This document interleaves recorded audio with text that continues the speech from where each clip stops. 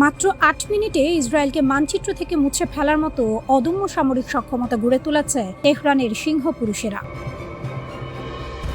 American সাম্রাজ্যবাদ আর ইহুদিবাদী শক্তির চোখের ঘুম কেড়ে নিয়ে ইরান এখন মধ্যপ্রাচ্যের একচ্ছত্র অধিপতি। তেহরানের প্রতিটি ক্ষেপণাস্ত্র যখন শত্রুর বুকের দিকে তাক করা, তখন ওয়াশিংটন থেকে জেরুজালেম সবখানেই শুধুই ধ্বংসের আতঙ্ক।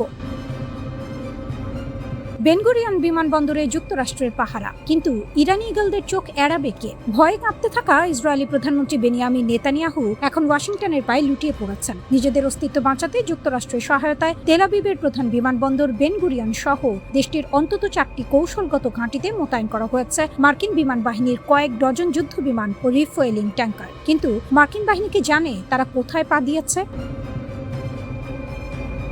ইরানি সেনাবাহিনীর মুখপাত্র ব্রিগেডিয়ার জেনারেল মোহাম্মদ আকরাম নিয়াজ স্পষ্ট জানিয়ে দিয়েছেন, মধ্যপ্রাচ্যে মোতায়েন করা যুক্তরাষ্ট্রের প্রতিটি সামরিক ঘাঁটি, প্রতিটি বিমান এবং প্রতিটি পদক্ষেপ এখন ইরানের ব্যালিস্টিক মিসাইলের নিখুঁত নিশানায়। জর্ডান, কুয়েত কিংবা বাহরাইন আমেরিকানরা যেখানেই ঘাঁটি গেড়ে থাকুক না কেন, আইআরজিসির একটিমাত্র কমান্ডেই সেসব স্থাপনা মুহূর্তে ছাই হয়ে যাবে। ৮ মিনিটের তাণ্ডব, পেন্টাগনের নতুন আতঙ্ক। ইসরায়েলি গোয়েন্দা সংস্থা ও সামরিক সূত্রগুলোর ঘুম হারাম হয়ে গেছে মেহে নিউজ এজেন্সির এক বিস্ফোরক রিপোর্টের পর। ইরানের সশস্ত্র বাহিনী যে নতুন প্রযুক্তির মিসাইল বহর তৈরি করেছে তা তেহরান থেকে উৎক্ষেপণের পর ঠিক ৮ মিনিটের মাথায় পুরো ইসরায়েলকে ধ্বংসস্তূপে পরিণত করতে সক্ষম। ইসরায়েলের আকাশে এখন পেন্টাগনের তৈরি কোনো আয়রন ডোম কাজ করবে না, কোনো প্রযুক্তির ছাতা দিয়ে রক্ষা পাবে না ইহুদিবাদী স্থাপনাগুলো। নেতানিয়াহু নিজেই প্রকাশ্যে চিৎকার করে স্বীকার করেছেন যে ইরানের মিসাইল প্রযুক্তি এখন কেবল ইসরায়েল নয়, সরাসরি আমেরিকার মূল ভূখণ্ডেও আঘাত হানার ক্ষমতা অর্জন করেছে। পশ্চিমারা ভেবেছিল যুদ্ধের হুমকি দিয়ে ইরানকে কোণঠাসা করা যাবে, কিন্তু যুদ্ধবিরতি আর আলোচনার আড়ালে ইরান তাদের সামরিক শক্তিকে নিয়ে গেছে এক নতুন উচ্চতায়। মার্কিন প্রশাসন যখন হরমুজ প্রণালীর মধ্য দিয়ে অবৈধ নৌপথ তৈরি করার ষড়যন্ত্রে লিপ্ত, তখন তেহরান তাদের রণকৌশল দিয়ে পুরো প্রণালীর পূর্ণ নিয়ন্ত্রণ নিজেদের হাতে তুলে নিয়েছে। বিশ্ব বাণিজ্যের সবচেয়ে গুরুত্বপূর্ণ এই সমুদ্রপথের চাবি এখন ইরানের হাতে। তেহরান চায় মধ্যপ্রাচ্যকে মার্কিন হস্তক্ষেপ মুক্ত করতে, আর সেই লক্ষ্যে ইরানি নৌবাহিনী ও আকাশ প্রতিরক্ষা বাহিনী প্রতিটি মুহূর্তে রণপ্রস্তুত। যুদ্ধের ময়দানে ইরানকে পরাস্ত করতে না পেরে যুক্তরাষ্ট্র শুরু করেছে নোংরা খেলা। মার্কিন সেন্টকম একের পর এক হামলা চালাচ্ছে ইরানের বিদ্যুৎ কেন্দ্র ও পানি শোধনাগার কেন্দ্রগুলোর মতো সংবেদনশীল বেসামরিক অবকাঠামোয়। এমনকি মার্কিন প্রেসিডেন্ট ডোনাল্ড ট্রাম্প হুঙ্কার দিয়েছেন, ইরান আলোচনায় না ফিরলে তাদের সমস্ত বেসামরিক স্থাপনা মাটির সাথে মিশিয়ে দেওয়া হবে। ট্রাম্পের এই ফাঁকা বুলি আর বর্বরতাকে তুড়ি মেরে উড়িয়ে দিয়ে তেহরানের সর্বোচ্চ প্রতিরক্ষা বাহিনী আইআরজিসি শুরু করেছে উল্টো কাউন্টডাউন। কুয়েত, বাহরাইন ও জর্ডানে অবস্থিত মার্কিন ঘাঁটিগুলোকে একে একে গুড়িয়ে দিতে প্রস্তুত ইরানি মিসাইল ডিভিশন। নিজেদের বেসামরিক অবকাঠামো রক্ষা করার শক্ত জবাব হিসেবে মার্কিন ঘাঁটিগুলোকে চিরতরে ধুলোয় মিশিয়ে দেওয়ার জন্য ক্ষেপণাস্ত্রের বোতামে আঙুল দিয়ে রেখেছেন ইরানি সেনারা। ইসরায়েল ভেবেছিল আমেরিকার কোলে বসে তারা নিরাপদে থাকবে, কিন্তু আমেরিকা নিজেই এখন মধ্যপ্রাচ্যের জ্বলন্ত আগুনে পুড়ছে। ইসরায়েলের সামরিক সূত্রগুলো বুঝতে পেরেছে যুক্তরাষ্ট্রের হয়ে প্রক্সি দিতে গেলে পুরো ইসরায়েল এক অভূতপূর্ব ধ্বংসযজ্ঞের মুখে পড়বে।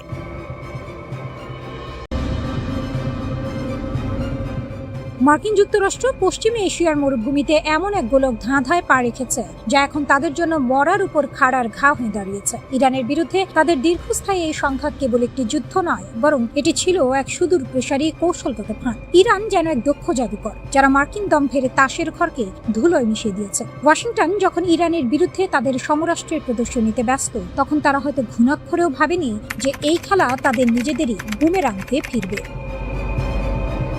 তেহরানের অদম্য প্রতিরোধ ওয়াশিংটনকে বাধ্য করেছে তাদের মূল্যবান ও দুর্লভ গোলাবারুদের ভান্ডার নিঃশেষ করতে। কেবল ৩৯ দিনের সংক্ষিপ্ত সময়ে মার্কিন বাহিনী যে পরিমাণ Patriot interceptor, Tomahawk cruise missile এবং SM-6 সিস্টেম ব্যবহার করেছে তা মার্কিন প্রতিরক্ষা কাঠামোর মেরুদণ্ড কাঁপিয়ে দিয়েছে। বিশেষজ্ঞরা বলছেন, মার্কিন বাহিনীর এই অতি উৎসাহী গোলাবারুদ ব্যবহার এখন তাদের অস্তিত্ব সংকটের মুখে ফেলেছে। ইরান কেবল মার্কিন প্রতিরক্ষা ব্যবস্থাকে চ্যালেঞ্জ করেনি, বরং তাদের অর্থনৈতিক ও সামরিক সক্ষমতার হাটে হাঁড়ি ভেঙে দিয়েছে। ইরানকে পরাস্ত করার নেশায় ওয়াশিংটন যখন তাদের মজুত করা গোলাবারুদের অর্ধেকে খরচ করে ফেলেছে, তখন এটি স্পষ্ট যে তারা যুদ্ধের ময়দানে জয়ী হওয়ার বদলে নিজেদেরই সর্বশান্ত করছে। ইরান এখানে নায়ক, কারণ তারা মার্কিন শক্তির অপচয় ঘটিয়ে বিশ্বকে দেখিয়ে দিয়েছে যে পরাশক্তির দম্ভ কত দ্রুত ধূলিসাৎ হতে পারে। এদিকে প্রশান্ত মহাসাগরীয় অঞ্চলে চীনের উত্থান এখন মার্কিনীদের জন্য আগুনে ঘি ঢালার মতো পরিস্থিতি তৈরি করেছে। একদিকে মধ্যপ্রাচ্যে ইরানের সাথে লড়তে গিয়ে ওয়াশিংটনের হাত খালি, অন্যদিকে দক্ষিণ চীন সাগরে চীনের দাপট। বাতিখাতান 2026 মহড়া চলাকালীন চীনের লিনন ক্যারিয়ার স্ট্রাইক গ্রুপের উপস্থিতি এবং টাইপ 055 ডেস্ট্রয়ারের মহড়া যেন মার্কিনীদের জন্য এক দুঃস্বপ্ন। এই টাইপ 055 রণতরী এখন এশিয়ার বৃহত্তম ভাসমান অস্ত্রাগার, যা মার্কিন এয়ারক্রাফট ক্যারিয়ারের জন্য এক মরণ ফাঁদ। খবর উঠেছে বেজিং তাদের YJ-20 হাইপারসনিক মিসাইল মহড়ায় ব্যবহার করেছে, যার গতি শব্দের চেয়ে 6 গুণ বেশি। এই মিসাইল মার্কিনীদের ঘুম কেড়ে নিয়েছে, কারণ এর পাল্লায় থাকা যে কোনো লক্ষ্যবস্তু মুহূর্তের মধ্যে ভস্মীভূত হতে পারে। মার্কিন যুক্তরাষ্ট্র এখন শাখের করাতের মতো পরিস্থিতির মুখোমুখি। একদিকে ইরানের বিরুদ্ধে লড়তে গিয়ে নিজেদের সামরিক ভান্ডার ক্ষয় করছে, অন্যদিকে প্রশান্ত মহাসাগরে চীনের সাথে পাল্লা দিতে হিমশিম খাচ্ছে। ইরানের প্রতি মার্কিন দৃষ্টিভঙ্গি এখন বজ্র আটুনি ফসকা গেরুয়ের মতো। তারা ভেবেছিল দ্রুত জয় পাবে, কিন্তু বাস্তবতা বলছে উল্টো কথা। ইরান আজ বিশ্ব রাজনীতির সেই শক্তি কেন্দ্র যারা মার্কিনীদের অজেয় হওয়ার দর্প চূর্ণ করে দিয়েছে। তাদের কারণেই আজ মার্কিন যুক্তরাষ্ট্র প্রশান্ত মহাসাগরীয় অঞ্চলে তাদের আধিপত্য বজায় রাখতে আকাশ পাতাল ভাবছে। ইরান তো কেবল একটি দেশ নয়, তারা সেই অপরাজেয় শক্তি যারা মার্কিন সাম্রাজ্যবাদের গায়ে কাঁটা হয়ে দাঁড়িয়েছে। ওয়াশিংটন এখন বুঝতে পারছে তারা কেবল একটি দেশের বিরুদ্ধে লড়ছে না, বরং এমন এক কৌশলের সাথে খেলছে যার শেষ কোথায় তা তাদের অজানা। ইরান আজ তাদের সুচিন্তিত কৌশলে গোটা মার্কিন সামরিক পরিকল্পনাকে তছনছ করে দিয়েছে।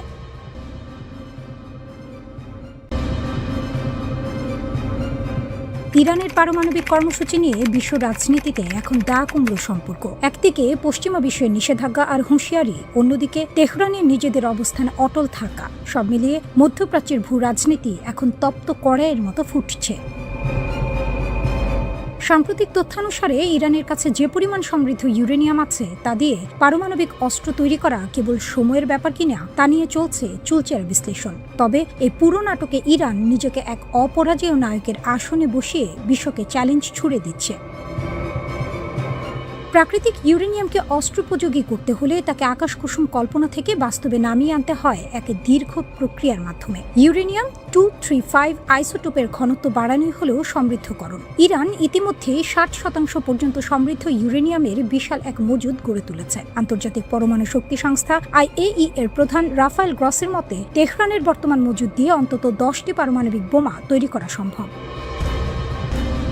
পশ্চিমা শক্তিগুলো যখন ইরানকে চোখ রাঙানি দিচ্ছে, তখন তেহরান অত্যন্ত ধূর্ততার সাথে তাদের তুরুপের তাস খেলছে। 20% সমৃদ্ধকরণ ছিল একটি বড় মাইল ফলক, যা তারা অনায়াসেই পার করেছে। এখন 60% থেকে 90% অস্ত্রমান পৌঁছানো তাদের জন্য ডাল ভাত। বিশ্বমঞ্চে ইরান এখন এমন এক নায়কের ভূমিকায় যে শত বাধা বিপত্তি সত্ত্বেও নিজের সার্বভৌমত্বের প্রশ্নে নড়চড় করতে রাজি নয়। ডোনাল্ড ট্রাম্পের মতো নেতারা যখন দাবি করেন যে ইরান তাদের ইউরেনিয়াম মজুদ হস্তান্তর করতে রাজি হয়েছে, তখন তেহরান অত্যন্ত দাপটের সাথে তা নাকচ করে দেয়। উপপররাষ্ট্রমন্ত্রী সাঈদ খতিবজাদের ভাষায় এমন প্রস্তাব একেবারে অগ্রহণযোগ্য।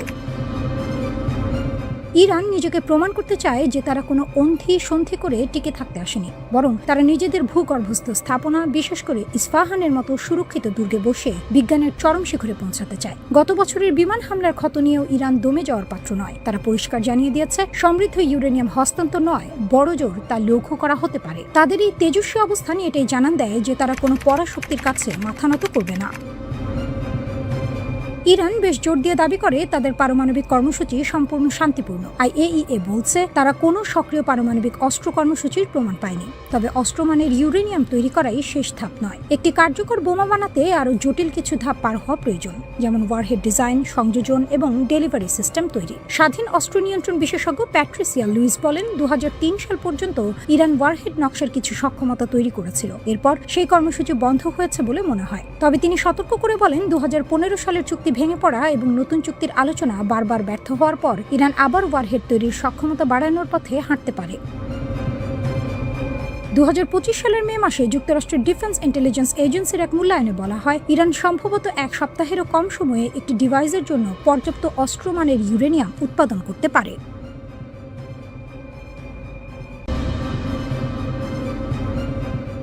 ইরানের হাতে পারমাণবিক বোমা নেই সত্য, কিন্তু দেশটির হাতে রয়েছে এমন এক কৌশলগত নিয়ন্ত্রক যা বর্তমানে বিশ্ব রাজনীতি ও অর্থনীতিকে মরার উপর খাড়ার ঘায়ের মতো বিপর্যস্ত করে তুলেছে। হরমুজ প্রণালী, যা বৈশ্বিক জ্বালানি সরবরাহের প্রধান ধমনী, বর্তমানে ইরানের নিয়ন্ত্রণে। তেহরান কার্যত প্রমাণ করে দিয়েছে যে পারমাণবিক ক্ষেপণাস্ত্রের চেয়েও বিধ্বংসী হতে পারে কোনো ভূ রাজনৈতিক চোখ পয়েন্টের ওপর পূর্ণ নিয়ন্ত্রণ। এই পরিস্থিতি ওয়াশিংটন ও তেল আবিবকে কার্যত হাড়ে হাড়ে টের পাওয়ানোর মতো অবস্থায় ফেলেছে। বিশ্বের পরাশক্তিগুলো ইরানকে পারমাণবিক অস্ত্র অর্জন থেকে বিরত রাখার জন্য দশকের পর দশক দাঁতে দাঁত চেপে লড়েছে, নিষেধাজ্ঞা দিয়েছে, কূটনৈতিক চাপ প্রয়োগ করেছে। কিন্তু আজ তারা বুঝতে পারছে তাদের সেই রণকৌশল ভুল ছিল। ইরানের আসল পারমাণবিক শক্তি কোনো ল্যাবে নয়, বরং হরমুজের জলসীমায় লুকিয়েছিল। ইরান আজ কেবল নিজের স্বার্থই রক্ষা করছে না, বরং বিশ্ব শক্তির ক্ষমতার ভারসাম্যকে নড়বড়ে করে দিয়েছে। আজকের পৃথিবীতে শক্তির সংজ্ঞা পরিবর্তিত হয়েছে। এখন অস্ত্রের চেয়ে সরবরাহের লাইনের নিয়ন্ত্রণ বা সাপ্লাই চেইন কবজা করা অনেক বেশি কার্যকর কৌশল। ইরান সেই অস্ত্রটি ব্যবহার করছে এবং বিশ্বকে এক নতুন বাস্তবতার মুখোমুখি দাঁড় করিয়ে দিয়েছে। বিশ্বের মোট সমুদ্রজাত অপরিশোধিত তেল ও গ্যাসের প্রায় 20 থেকে 25% এই সংকীর্ণ হরমুজ প্রণালী দিয়েই পরিবাহিত হয়। যখন ইরান এই পথে জাহাজ চলাচল সীমিত করে দেয়, তখন বিশ্ব বাজারের উপর এর প্রভাব পড়ে হিমালয়ের মতো ভারী। জ্বালানি তেলের দাম হু হু করে বেড়ে ব্যারেল প্রতি $110 গণ্ডি অতিক্রম করায় বিশ্ব অর্থনীতি আজ অগাধ জলে পড়েছে। একে তো দীর্ঘমেয়াদী যুদ্ধের দামামা, তার উপর তেলের বাজারে এই অস্থিরতা, সব মিলিয়ে সাধারণ মানুষের নাভিশ্বাস ওঠার উপক্রম। বিশেষ করে চীন, ভারত, জাপান ও দক্ষিণ কোরিয়ার মতো শিল্পোন্নত দেশগুলো আজ জ্বালানি সংকটের কারণে শাক দিয়ে মাছ ঢাকার আপ্রাণ চেষ্টা করছে। কিন্তু সত্য হলো তাদের অর্থনীতির চাকা স্থবির হয়ে যাওয়ার পথে। দক্ষিণ এশিয়ার বাংলাদেশ, পাকিস্তান ও শ্রীলঙ্কার মতো দেশগুলো জ্বালানি রেশনিং করতে গিয়ে জনজীবনে যে ভয়াবহ সংকট তৈরি করেছে, তা অর্থনীতির ভাষায় চরম বিপর্যয়। মার্কিন অর্থলগ্নিকারী প্রতিষ্ঠানগুলোর বিশ্লেষণ অনুযায়ী এই যুদ্ধের প্রলম্বিত ছায়া বিশ্ব অর্থনীতি থেকে কয়েক ট্রিলিয়ন ডলার মুছে ফেলার ক্ষমতা রাখে। ফেডারেল রিজার্ভের উদ্বেগ থেকে স্পষ্ট, বৈশ্বিক জিডিপি প্রবৃদ্ধির হার উল্লেখযোগ্য হারে হ্রাস পাওয়ার আশঙ্কা তৈরি হয়েছে। অথচ মার্কিন প্রেসিডেন্ট ডোনাল্ড ট্রাম্প সামাজিক মাধ্যমে ক্রমাগত হুঙ্কার ছাড়ছেন, কিন্তু তাতে পরিস্থিতির বিন্দুমাত্র পরিবর্তন ঘটছে না। উল্টো খোদ আমেরিকার ভেতরেই জ্বালানির দাম আকাশচুম্বী হওয়ায় বর্তমান মার্কিন প্রশাসনের ওপর জনরোষ বাড়ছে। নির্বাচনের প্রাক্কালে এটি হোয়াইট হাউসের জন্য মরার উপর খাড়ার ঘায়ের চেয়ে কম কিছু নয়। ইরান যেন এক্ষেত্রে দড়ি টানাটানির খেলায় নিজের শক্ত অবস্থান জানান দিচ্ছে। ভৌগোলিক বাস্তবতায় হরমুজ প্রণালী মাত্র 33 কিলোমিটার প্রশস্ত এবং এর জাহাজ চলাচলের গুরুত্বপূর্ণ পথটি ইরানের উপকূলীয় সীমানার অন্তর্ভুক্ত। ইরান জাতিসংঘ সমুদ্র আইন কনভেনশনে স্বাক্ষর না করায় এই জলপথের উপর নিজস্ব সার্বভৌমত্ব দাবি করছে। তাদের এই দৃঢ় অবস্থান কোনোভাবেই নমনীয় করার সুযোগ নেই। এমনকি যুদ্ধের পর শান্তি আলোচনা শুরু হলেও ইরান এখন প্রতিটি জাহাজ থেকে মোটা অঙ্কের টোল আদায়ের যে দাবি তুলেছে, তা বর্তমান বৈশ্বিক পরিস্থিতিতে আগুনে ঘি ঢালার কাজ করছে। এই সংকটের সমাধান কোথায় তা নিয়ে আজ বড় বড় অর্থনীতিবিদরাও ধন্দে পড়েছেন। কারণ ইরানের এই অদৃশ্য পারমাণবিক অস্ত্র থামানোর কোনো সহজ পথ বর্তমানে কারো জানা নেই।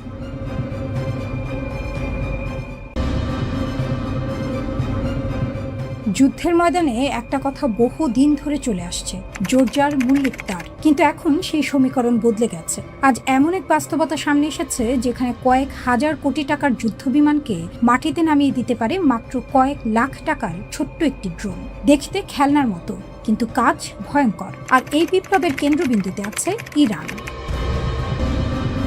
4 দশকেরও বেশি সময় ধরে কঠোর নিষেধাজ্ঞায় থাকা একটি দেশ কিভাবে এমন প্রযুক্তিগত শক্তি গড়ে তুলল, এই প্রশ্নই এখন বিশ্ব রাজনীতির বড় রহস্য।